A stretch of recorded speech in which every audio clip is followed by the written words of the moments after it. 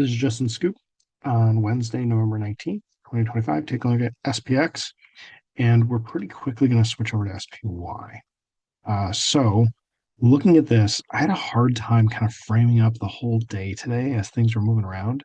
And I was more so watching SPY and seeing how there were some similarities and some certain levels, and then placing trades in SPX. So, because of that, I actually want to spend a little bit of time over here in my SPY plus zero point zero 0.01 chart because we really lined up well with the fib levels.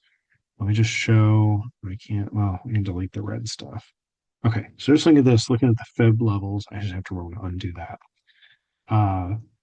We had some really, really great tags of the fib level here, here, here, here. And so, of course, I was playing this, but I was playing on SPX, and this one was phenomenal. We got moving pretty good, and then it just chopped, and I had convinced myself this is gonna go because we'd already made a low from this was this was yesterday's close, today's open, really flat. And so I'm like, okay, there's a low, and here's a new low, and of course we're gonna make another low. Like, let's push down a little bit more, and this will be probably be our low, hesitate, and and then I've got another fib a little bit below this. Well, that's not what we did. Obviously, we bounced and really came flying through that, and then we just retested it. We kind of were sitting in there at the close. So this is was it 662.83? So that's the fib level there. Let's switch back to the daily. No, that's not what I meant to do.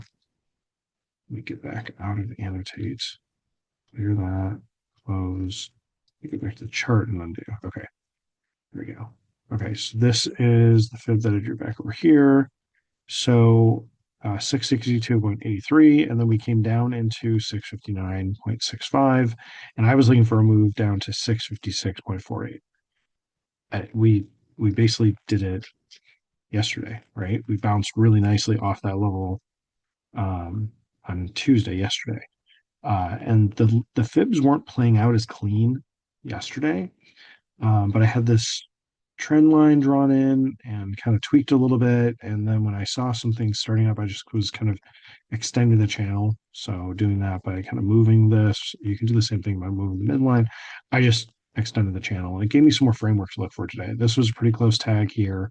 I really wish we had just pulled back a little bit more right at the open and got right here and bounced nicely. I think that would have been great. But then we actually had a really nice move back up here. I think I did. I don't recall now. Let me check if I did that on another SPX chart that I've got in TradingView because I have a bunch of other stuff. So I have some similar things drawn in. Let's get rid of that. Okay, so this is an SPX chart. I just want to focus on the red stuff, just showing how similar it is. So I've got a very similar uptrend red channel here, and then this actually came down really nicely, tagged this 50% extension, ran up into the 50% midline here, rolled down, kept moving. This wasn't as clean here, but we hit another 50% or another, I guess that's 1.5. No, this is 1. So this was 1.5, 2.5, came back up into. So what I refer to this, and then I've been drawing these for a very long time. I just call this like a lane change. It feels like you're driving on the road and you just change lanes and it just moves into the next lane. And obviously, this angle of the red is one lane that was on Tuesday. And then we moved into, got into this lane and moved back into that one and then came back down, moved into yet a third lane as things moved along today. But then that whole idea kind of broke down towards the close, but we were really playing in well to really this area. That's like this. Come on. If I could draw straight. There we go. So that was pretty clean. Like this was clean and this was clean. This was the next area that was pretty clean through here, right? If I could draw it straight like that. And then it looked like we were doing it here. And then I was hoping we'd are thinking maybe we pull back a little bit more. So we could do that tomorrow, except futures are up huge. So I doubt that will actually happen to get back into these levels. But anyway, actually, let me bring this back. So if I go here, and then if I go back to my SPY plus 0.01 chart, you can see the similarities in the red channels, the red lanes. And then I didn't actually have it extended another range over here. But these start to get a little bit off here on SPY plus zero point zero 0.01. But then the fibs really kind of take over here. And then with these fibs, this was a great setup in terms of this looking like just kind of a multi bottom. Well, yeah, I guess it's a double bottom, but with this little extra bit over here, um, kind of still just a double bottom. So here's your neckline, the fib is the neckline, right? And now we broke out, retested, and I mean, like I said, with futures being up right now, they're up at like 671, I think. So it's up huge. Um, but anyway, if anybody bought today, uh, hopefully it opens at that price because I'm still in some bullish positions. So looking for a move back up. But anyway, that's a better framework than I could have done just looking at um, what I've got on the screen here now. I think it frames it up a whole lot better than just these moving averages do or anything with the squeeze. I mean, these things were going on as well. Like this, I was in this one bearish because there was a squeeze going on. It looked like we made a high here and then immediately broke down and came back up. It's like I'm shorting this, I'm in this. And I don't think I actually shorted right here. No, I was in at 102 p.m. So it was in like on this candle. So it was a really nice evening star reversal here. But that started to move. I was up nicely, but then I thought it was going to roll over, and it's not. Let me zoom out on this. So we really had some pretty extreme levels today. Just the way that this ran up sharply, you can see we lost a ton of value on the put, gained a bunch of value here on the call. But it's like, well, what option could you have been in to anticipate that? I don't know if you could have. It didn't quite come down low enough to a level that I would have been looking to buy. I was kind of in between the fibs and in between the channels that I was just talking through.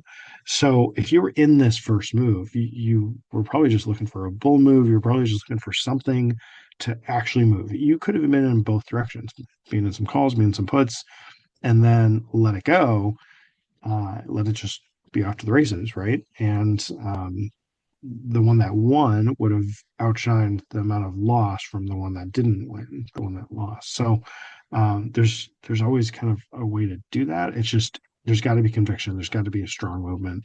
And then I think there was extra volatility built in because of this today. And that didn't actually get pulled out, not even at the close or some stuff at the exact close. But I was looking at SPY after hours, and sometimes I'll trade it past 3 o'clock till 3:15 Central Time or close to that. Obviously, you can't place the trade at 3:15 exactly, but I'll be out of something at 3:14. Again, build that muscle. Same at 2:59 with SPX, but through 3:14 at SPY. Build your mental muscle. Make sure you understand what you're doing with your account, um, because things can happen. But there was still a bunch of premium there on SPY, and it was really strange. I'm like, what is going on? And I think there were some earnings after the bell that, or not after the bell, after 3:15.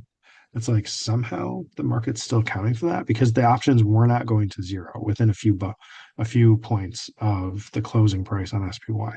That's what was really strange. So something I observed today, but it just painted it at that point. I'm like, okay, if I look back at the whole day, it's like, what were we really doing? Because we had a big move up, got a big move down, little kind of flag, kept moving down, made a new low, kind of S curved, thinking, okay, maybe is this more of like a cup and handle where you do something like this and go?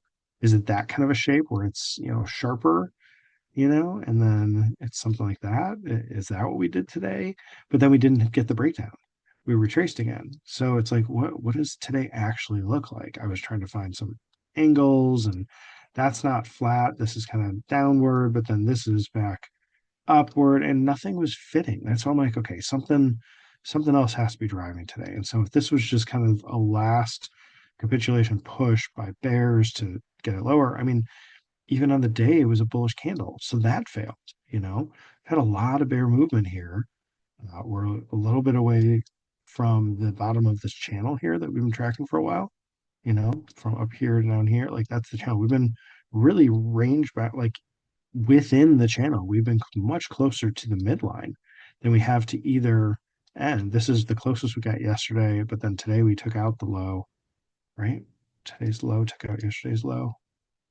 I think. I think it did. Let's zoom in on this, and we've got some other lines that are showing up.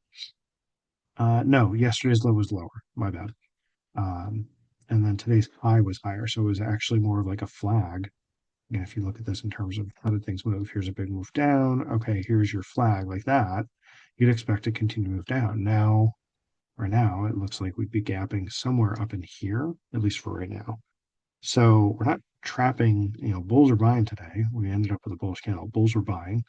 Who are we trapping? If we open there, we're trapping bears this day, bears this day. So that's a possibility. I'm getting into tomorrow stuff. Anyway, let me reel it back in to just looking at how these things move. So I just tried to find some inexpensive options. This would have been spending 2 points or two 2 points, spending maybe $2. Stop at one. You just have to kind of be in that because it moves so rapidly up.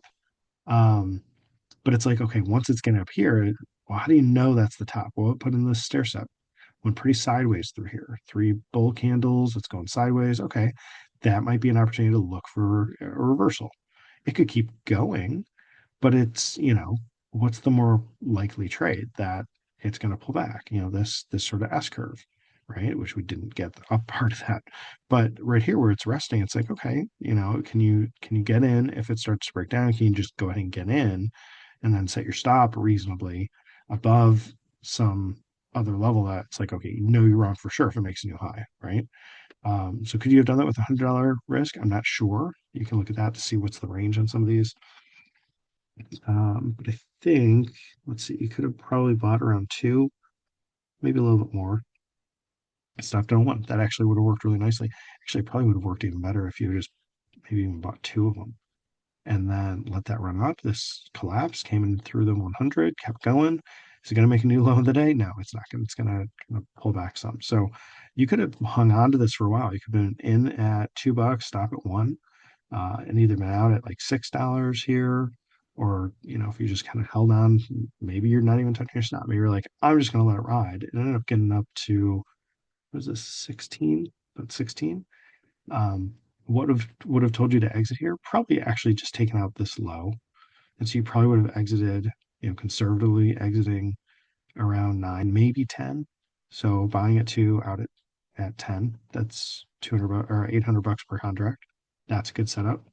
I don't have anything more on the calls here, but if we go a little closer, let's look at 66.50 because we got pretty low. Yep, look at this. So we got all the way down to $1 here. Just $1. So all through here, and this is where I should have been playing better defense on this. It's like, hey, look, we're going sideways, which we went sideways up here and then it reversed. Hey, look, we're going sideways. We're going sideways down here, right? It's like, okay, is this part of the reversal? Yep, this one reversed and went bearish. This one reversed and went bullish. So fractals, right? It just did the opposite thing, but very similar framework on the day. And so if we get rid of that, we zoom in on this down here, oh, you could have been buying this for $1 easily. And then you flip it out. It's like this thing ran to 10 so quick. It pushed right through that fib level that I've got on SPY. So it's like, okay, maybe I'm out on this candle. So this candle corresponds to this candle. Okay, maybe I'm out at 6, maybe even 5, probably 6. Buying at 1, out at 6. That's $500 per contract. Yeah, that's nice. You should take that.